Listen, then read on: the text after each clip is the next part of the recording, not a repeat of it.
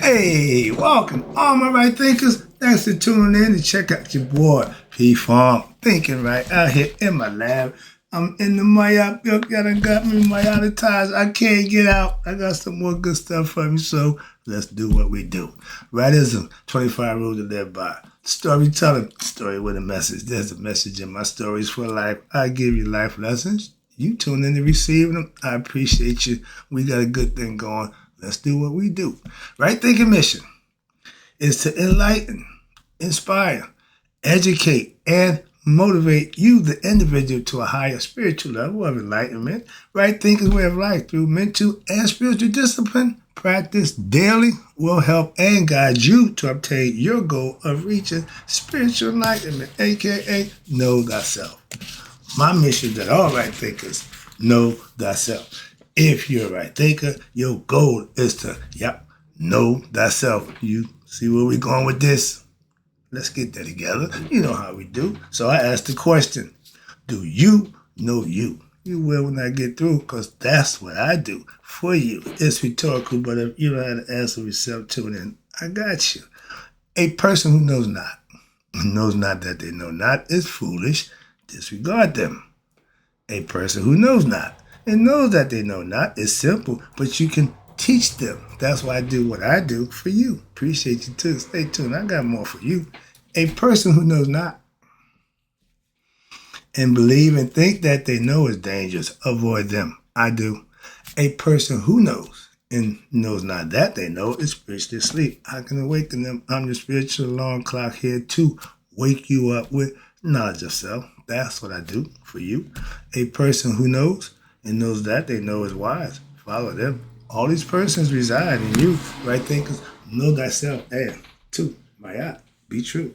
Right thinkers, speaking of Maat, when I see that feather, that's one of Maat's calling cards. The feather, the pedestal that they all stand on, and you also see what her in rare form. I'm going to tell you about the offering. The highest offering you can offer up is Maat. Okay? We're going to break that down for you. It's going to be a good lesson. Let's go. If you're a fan of Maat like I am, it's going to be fun for you. I got some good stuff for you. Let's rock. All right? Now, the question is, what are the disciplines? I hear you talk about selfless service. Maat teaches selfless service. These are the disciplines that you need to master for selfless service. The things you need to do. Okay, the mastering the disciplines of selfless service, and the ultimate supreme offering of Maat should be breakdown for you. Let me give you some good information about the concept. All right, let's go. Service is an important ingredient in the development of your spiritual life. In selfless service, you adopt the attitude of what? Seeing the serving of the divine in what? In everyone, in every creature. Becoming one with everything. And one is to feel as an instrument of the divine. I say that when I'm saying I'm a servant of God, I'm an instrument to God to do what? Godly things for each other, helping people know themselves. That's my work. That's my job. And you become an instrument of the divine, and you're working to help, again, help the less fortunate, the less able, aka the ignorant. I don't want to call names or cast aspersions, but I'm here to help, not to talk about you. I'm here to help you. I got to tell you about you so you can know. You know thyself. All right, that's what this is all about. Now, the following are some important points I'm going to make to keep in mind when you're practicing what we call selfless service, or aka Maat philosophy. First, number one, you have to have control of the body, your speech, and your thoughts. You, as a person who lives by what I tell you, I live Maat. I eat, sleep, and drink Maat. I am Maat. You should see yourself as what? An instrument of the divine being used to bring what? Harmony, peace, knowledge, and help to what? The world. I told you, I first started out, I'm going to enlighten the world. That's kind of peaking the brainish, but my concept is the best I can do is help the world as I go, and I do that on a day-to-day basis. I understand now. It ain't got to be the world. If I can get one right thing at a time, every day, I'm doing my job. So that's my point. That's my goal.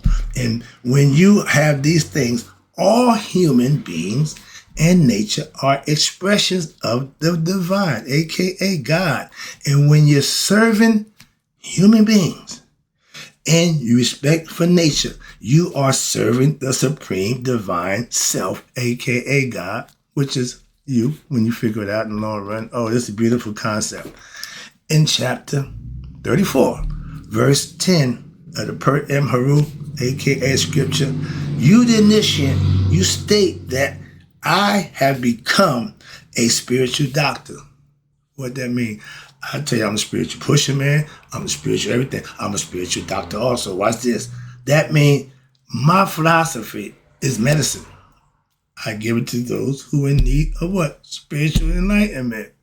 Get the concept? And there are a lot of sick people, very ill people, and I go to them here every day, best I could, spit on their arms. I set the shoulders and I cleanse them as a servant of God, the divine self.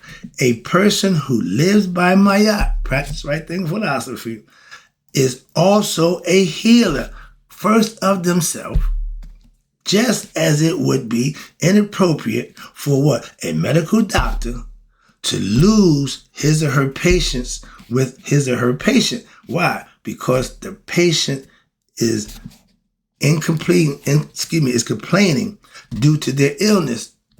Because you aren't feeling good, because you have an illness, or you're afflicted with a handicap or disease, don't give you the right to be disrespectful. And the doctors got to deal with that. The nurses got to deal with that. But the people in the reception, other areas, they don't have to. To them, it's just a job. They ain't going to put up with your nonsense. That's just a little tidbit for some people. But so too, that it is inappropriate for an initiate, you to lose your patience when dealing with what? The masses of worldly minded people, aka ignorant people, friends and family, and you start suffering from what? The illness of ignorance. Okay? If you can't beat them, you join them, you giving it to ignorance. Okay? Of your own true essence. When you don't know you, how could you be you? How could that don't really that's what I'm saying. Knowing you is an important job. And that takes on a bunch of areas, not just one, I know my name, I'm LJ Floyd, I want to mention the yacht. No, you need to know you as a spiritual person, what we are. Spiritual beings having a human experience. And then you can have your human experience and live it a lot more better. Why? Without being ignorant, with knowledge, you know what you're doing. I do. I'm comfortable now. When I wasn't, I'm making mistakes, I'm stumbling, I'm bumbling. So it's a good thing to what? Have self-knowledge. I got a whole bunch of other knowledge, but that don't take care of myself. Judgment Day is all about the self. So that's why I'm giving you this information. Okay, so that means it must be clearly and profoundly understood by you, the individual, that in serving you, you're what? Serving your true self, not your ego self. Hold on one second. Yeah, sorry about that. Again, the philosophy that Maat preaches, if it should be clearly and profoundly understood by you that by serving mankind, you are serving the true self, not the ego self. If you doing something, a selfish service for somebody else, that's not serving your ego self. That's the Maat philosophy that you have to get used to doing. That's the first thing. Second thing, number 2, as discussed above, a person who lives or practices Maat, right thing philosophy, you should not expect, I underline that, should not expect a particular result from their actions. Why? In other words, one does not perform actions and wait for the reward or the praise. When you do something, I did this, I did that. You got philanthropists and all them guys who donate and stuff. They don't run around telling anybody about it. That's not what you do it for. If your intention is from the heart, you don't care who know about it. But that ain't the big part about it. It's done from the heart and people you did it for appreciate it. That's as far as it goes. That's true selfless service. If you're doing it to get notoriety, to have people thinking you so good, those are egotistical people. Okay? Tell people I did this, I gave that, I donated this, I did that. That's all ego. Anything that start with I, that's ego. Moving on. And through working on your personal self to achieve success in any project, again, when you're doing it from the intention, from the heart, you just play your role. You just do your part. You do what you're supposed to do. Never mind the outcome. Never mind if it's good, bad, or indifferent. And one does not develop expectations that one effort will succeed or fail. When you put forth your best effort, you don't give a good how it work out. Why? I'm just doing what I do. I tell people, when I bring right thinking to the table, that's what I'm bringing to the table. Whatever else at the table, okay, but I got right thinking. Whatever, okay, what you got? Okay, I got right thinking. I'm bringing something to the table. That's what I bring to the table. Understand it? I know that. So because there may be failure in what one is trying to accomplish. Again, as a team, we play together. I do my part, you do your part. They're going to competition. You're either going to win or you're going to lose. And the reason for losing, you find out after you lost. The reason why you won, you find out what after you win. So you got to put the work in to find out the difference one way or another. But if you're doing your job, when I play sports, as long as I left everything I had out there, the win and loss didn't really make a difference. I would rather win, but I never cried because I hated that nonsense. Give your best effort, let the chips fall where they may. They say, do what you need to do and let the netters take over. Hello, same concept. Okay, and then my philosophy from ignorant-minded, I just came up with stuff, but now I see how it matches the other concepts pretty much, just a different view, but it's all the same. If a person who lives by right thing philosophy, they Maat, focus on the success of the project and the failure occurs, what happened?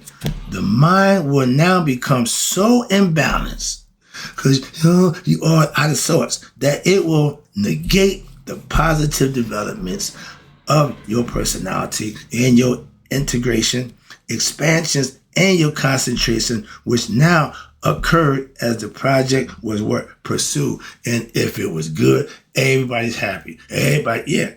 But if it's bad, dun dun dun dun. A true right thinker won't fall for that nonsense, and he won't get too high when everybody jump. No, I'm happy. I'm excited. You act like it. No, I don't have to act a fool to express myself feeling good or bad. You must be sad. Yeah, I'm looking sad. What the hell? Yeah. So that's a natural instinct. Moving on. When you can control that, be a poker player.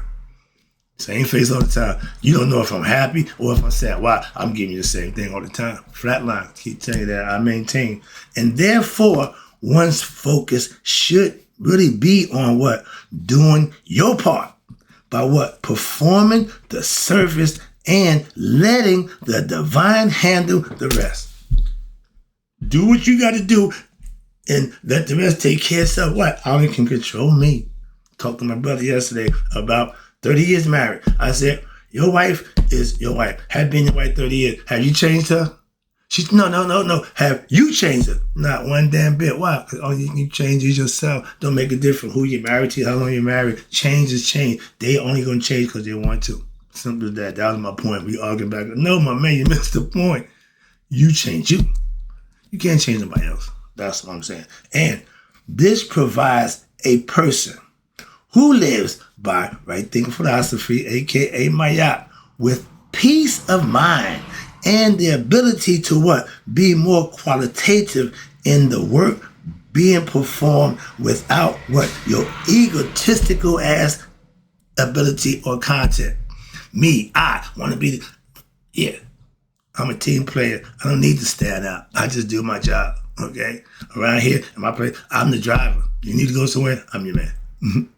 I'm your man. Simple as that. You want something to eat? Cook. I'm your man. Certain skills that I have, I use them when I need to. Simple as that. I can rely on that. I got skills to pay the bills. Okay? And that's what the whole part about. Not the ego just don't do nothing. Okay? A better person, Mayat, right there, you want to be the best you can be. And you're content, and you're more harmonious when you're dealing with others. Why? Because you're just doing what you're supposed to do. I ain't micromanaging nobody else or trying to manage nobody else. I just bring what I bring to the table, which will lead to what? Being more sensitive and cooperative to the needs of what? Others. Right there. Egotistical people don't give a damn about somebody else's needs or feelings. Okay? And of the existence of what? The spirit as the very essence of one's being. We are all one. Tell you, everything comes from the God. Now let's get into it right quick. A secular Maat selfish service, when you practice, this is the philosophy they're going to run down. It leads to what we call spiritual Maat mysticism. The highly advanced, lofty teachings from the Maat philosophy of becoming what? One with the Supreme Being. How? Through righteous actions and further augmented by what they call the hymn to Maat. This is contained in the scripture. Now they have it in the Berlin Papyrus, but this is what it says. You ready? I'm going to read it their way, and I'm going to read it our way. Maat Anku Maat. Maat is the source of all life. Maat Neb Buten. It means, translated, Maat is in everywhere you are. Chi Hina Maat. Rise in the morning with Maat. I told you I eat, sleep, drink, I live with Maat. Everything I do, and this is the hymn that I'm listening. I'm saying, I agree with everything they're saying. What's this? I'm with them on every point. Live with Maat. Ha Sima Maat. That means let every limb join with Maat. In essence, let her guide your every action. I love it. This is stuff I practice and I put it to use. So I know this. Why? I practice just by using this. I know just what they mean. That's what I'm trying to, I get excited because when you do this, there's a reward behind doing this. What's this? Maat her 10. Maat is who you are deep down. In essence, your true identity is one with the divine. Maat is represented by the divine. She's the gift of what? Duality, balance. She's still God. Okay? That's what they're telling you. Now, dua. You know what dua is? Sign of astonishment, respect, or praise. That's the sign. Dua Maat Neb Bhutan. This ought to be fun. Adoration to Goddess Maat, who is in everywhere you are. I tell you, I lavish in the liquor of Maat. My every function, my thought process, everything is based on what? Balance, a.k.a. Maat, divine thoughts, righteous and virtuous actions that'll get you what? Become one with God. You have to live it. You have to practice it, and it's going to happen. That's the only way it will happen. That's what Christ telling you. The only way to the Father is through me, by righteous and virtuous living, to know thyself. It's a mouthful right there. Sorry. But again, let's talk about the supreme offering of Maat. I get excited. Okay, I'm going to close out with this. I got a whole nother lesson coming up about my girl, Maat.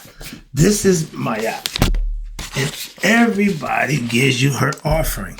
That's the supreme offering. Okay, it's on the wall right here. Okay, this is the statue of Maat you see everywhere. This is him right here offering up again, Maat. Let me wrap it up with that. Give you a better perspective. Maat is a bad girl. The supreme offering of Maat. In the daily practice of the Maat philosophy, right thing philosophers, what we do, the sages, what I am, have declared that the highest offering of a person can make the practice of Maat in a day-to-day life. Your highest worship and praise for Maat is to live her 42 confessions. Just like God, worshiping God, you got to live in his what? Obedience to satisfy his will. Doing the right thing. It's all the same thing. So how you dress it up, I'm not arguing and bickering about that. How you wear it makes all the difference in the world. Do it, and that's fine. Even the kings and the queens symbolically offer a figure of Maat to who?